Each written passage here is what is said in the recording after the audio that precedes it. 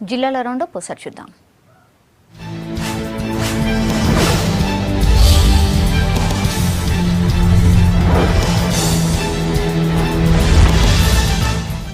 మానుకోటను జిల్లాగా ప్రకటించాలని డిమాండ్ చేస్తూ వరంగల్ జిల్లా మహబూబాబాద్ లో అఖిలపక్షం ఆధ్వర్యంలో రిలే దీక్షలు జరుగుతున్నాయి. అన్ని వనరులు ఉన్న మహబూబాబాద్ ను జిల్లా కేంద్రంగా ప్రకటించాలని, లేకపోతే ఉద్యమాన్ని ఉధృతం చేస్తామని హెచ్చరించారు నేతలు. ఈ దీక్షలకు వివిధ సంఘాల నేతలు మద్దతు తెలిపారు. వరంగల్లో గో సంరక్షణ దివస్ ఘనంగా జరిగింది. స్వామి పరిపూర్ణానంద పిలుపుతో నగరంలోని మహర్షి గోశాల టీటీడీ ఆధ్వర్యంలో గోపూజలు చేశారు. హన్మకొండలోని శక్తి స్థల్లో ఆవులకు పూజలు చేసి గో ఉత్పత్తులు పంపిణీ చేశారు. గోవును సంరక్షించడం మన ధర్మమని, గోపూజతో సకల శుభాలు కలుగుతాయన్నారు నిర్వాహకులు.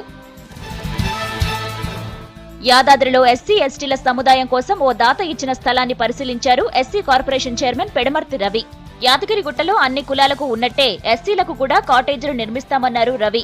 బిల్డింగ్ నిర్మాణానికి అవసరమైన నిధులు ప్రభుత్వం నుంచి ఇప్పిస్తానన్నారు. కరీంనగర్ జిల్లా భీమదేవరపల్లి మండలం ములకనూరులో గో సంరక్షణ దినం ఘనంగా జరిగింది. వాసవి క్లబ్ ఆధ్వర్యంలో ఆవులకు ప్రత్యేక పూజలు చేసి ర్యాలీ నిర్వహించారు. గోవును తల్లితో సమానంగా చూసుకోవాలని, గోవు చల్లగా ఉంటే దేశం చల్లగా ఉంటుందన్నారు నిర్వాహకులు. స్థానిక సంస్థల ఎన్నికల్లో అధికార పార్టీ ఇష్టారాజ్యంగా వ్యవహరిస్తూ తమ పార్టీ నేతలను భయపెడుతోందని ఆరోపించారు సిపిఐ రాష్ట్ర నాయకుడు సాంబశివరావు. పార్టీ సభ్యుల కోసం క్యాంపులు ఏర్పాటు చేసుకుంటే తనిఖీలు చేయడం సరికాదన్నారు. ఎన్నికల కోడ్ను అధికార పార్టీ నేతలు పాటించడం లేదని, అధికారులు కూడా వాళ్లకే వంత పాడుతున్నారని విమర్శించారు. ప్రపంచ మానవ హక్కుల దినోత్సవం సందర్భంగా ఖమ్మంలో బీఫ్ ఫెస్టివల్ నిర్వహించారు న్యూ డెమోక్రసీ నాయకులు. మన ఆహారం మన ఇష్టం పేరుతో సెమినార్ నిర్వహించారు.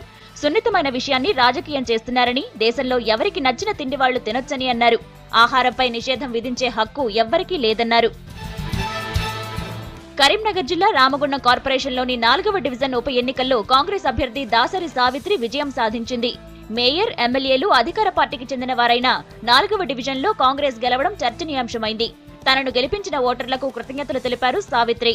ప్రజలకు అందుబాటులో ఉండి సమస్యలపై పోరాడతానని హామీ ఇచ్చారు. మహబూబ్ నగర్ జిల్లాలోని 2 ఎమ్మెల్సీ స్థానాలను గెలుచుకునేందుకు అధికార పార్టీ డబ్బులు పంచుతోందంటూ విమర్శించారు కాంగ్రెస్ ఎమ్మెల్యే సంపత్ కుమార్. ఎలాంటి అనుభవం లేని వ్యక్తులను డబ్బులు ఉన్నాయనే కారణంతో టీఆర్ఎస్ బరిలో నిలిపిందని ఆరోపించారు. ఉద్యమ పార్టీతో వీరిద్దరికీ ఏం సంబంధం ఉందని టికెట్ కేటాయించారో చెప్పాలన్నారు.